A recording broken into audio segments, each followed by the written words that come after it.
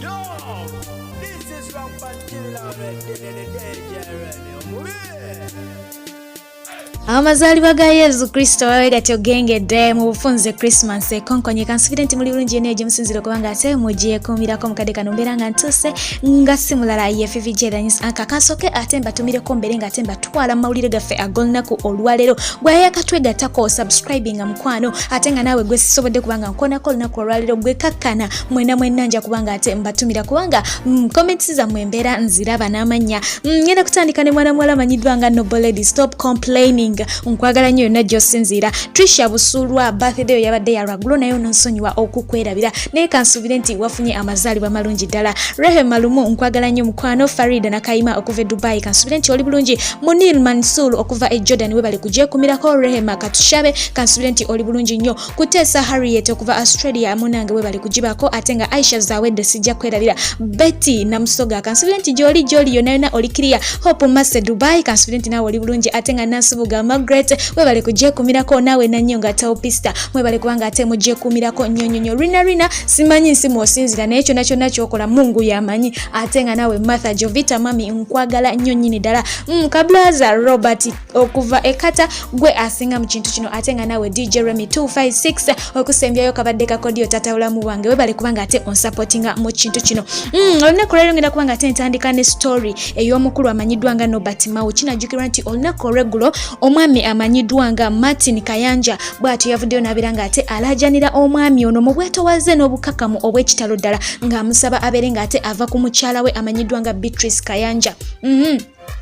Abantu abasinga ensonga eno bagirabye nga omusajja omuweebuufu omugwenyufu abikibiki atatwala nsonga serious naye kakati kankubuuze gwe ali eyo wabadde oyagala ono akole kye bakoze Jaram kwagamba mwetamumanyi bujja kirabika bwe buluma obujja buluma omusajja ono wabanga ddala yeefudde omwetowaze nagamba kamukolere video by the time yatuukidde okubanga akola that video kitegeeza nti yayogera n'abantu bano emirundi mingi naye nga tebawulira teyakigenderedde nti ayagala okubanga ayanika mukyala we obanga ayanika Mao naye kitegeeza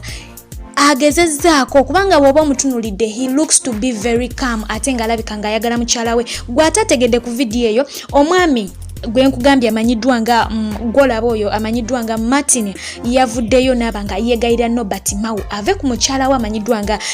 Beatrice Kayanja. Beatrice Kayanja ye mukyala eyeesimbyewo ku ntebe ey'obwa Lord Mayor era ng'agenda kubanga avuganya ne Lord Mayor aliko Elias Lukwago wamu n'omwami amanyiddwa nga Dr. Jose Chameleone n'abalala bangi awo abakirimu naye nga omwami yayogedde n'agamba nti mukyala we yamuleka n'ayingira politics n'abanga abalekayo yonna gye yabaleka mu lockdown n'emukwatirayo kitegeeza nti omwami oyo tali mu Uganda kati yalekayo famire ye n'abanga ajja yenyige mu politics omwami ayagaliza mukyala we bw'atyo n'amuleka abeere nga ate ajja okwasaganya ekintu naye enviri zaamugwa ku mutwe nga abantu ab'enjawulo okuli ba family members friends bonna nga bamukubira amasimu nga bamugamba nga mukyalawo yeeyisa bulala n'omukulu amanyiddwa nga Nobert Mao ate jjukira nti abangi we basimba olumu ebiseera ebisinga kasola banga omumwa gusonga nnyo awantu awo watera okubanga waliwo ekitali kituufu omwami ono by the time yaviriddeyo kubanga afesinga camera agambe nti kakole video eyo about his wife gwayagala ennyo kiba kitegeeza byagumidde bingi nnyo kubanga yamwogambye nti nkwagala nnyo mukyala wange tukyakwagala era tukumisinga n'abaana tetuganye politics twagala omukole naye bambi tubadde tukusaba oleme kubanga ate weesembeza nnyo omwami oyo kubanga otyobodde obufumbo bwo bangi boogera bino nabiri kubanga Mao buli walaga yegwe yeewuyo takuta era nga basinga obungi balowooza nti gwe mukyala we bw'atyo ne yeebuuza nti mu kibiina kyammwe temulimu bakyala balala lwaki Mao abeera nga ate apepeya naawe wano na wali omwami oyo era avuddeyo bw'atyo n'abanga ata ekifaananyi kyabwe eky'embaga okwongera okukakasa nti ddala mukyala we era nga ye yamugambye nti ku ntobo y'omutima gwe akyamwagalanga omwami we ng'omukyala gwe yakera n'awasa akyamwagalira dda atakerangako ku makya n'amukyawa era n'amusaba nti tayagala ave mu bya politics mu bya bufuzi wabula ayagala kintu kimu kyokka yewe self respect alekera okubanga apepeya n'omwami oyo empepeya gye bapepeyaamu oba okitegeera so kakati mwe abasalidde omusajja n'omusango simanyi ensi mugiraba weetuuse omuntu obusungu bumuyitirirako n'avaayo n'attaka kati mwayagadde aveeyo akole mawe ekintu naye yasabye mu buntu kitegeeza by the time weyaviiriddeyo nga munange alaajanyeko ekimala yeegayiridde omukyala abeere ng'atereera yeegayiridde mawu ave ku mukyala privately naye nga kirabika kiganye buganyi kwe kusalawo ajje akikole publicly oba kitegeera so nze ndowooza omwami oyo talina nsobi gye yakoze wabula he's trying to protect his family kubanga yagambye nti yakyayagala mukyala we ate nga amumisinga n'abaana bamumisinga kakati mukyala Beatrice Kayanja munange ku lw'obufumbo bw'oba nga ddala okyayagala omwami wo mbadde nkusaba mukwano okyuseemu naye woba nga wakoowa mwatulire kubanga ensonga z'omutima ziba nzibu nnyo ziviirako abantu bangi okufa ku lw'abaana bo kirowoolezeeko ddala kubanga kigambibwa nti osuddewo amakaago era nga n'ekitiibwa ekya famire kitandise okuba nga ate ekifa ebyo byebifa eruyi eyo kakati simanyi gwe alaba oba awuliriza ensonga eno ogyogerako ki naye jjukira nti ensowera ekwagala yeekola ki yeekugwa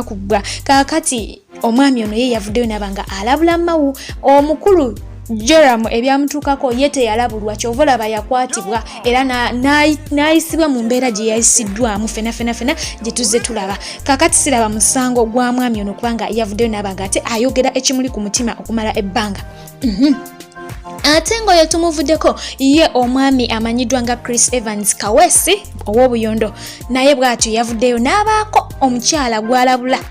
gw'ataatugambye ng'amutegeeza ave ku mwana mulenzi amanyiddwa nga Tabani Emma wabula nga ono tannaba kuweesiba ku mukyala oyo yasooka n'agamba nti many girls are in my box asking for Tabani Emma's number bambi mukaleke kakole ki kakyali kato mukaleke kayimbe just support his music kinajjukirwa nti omwana ono muto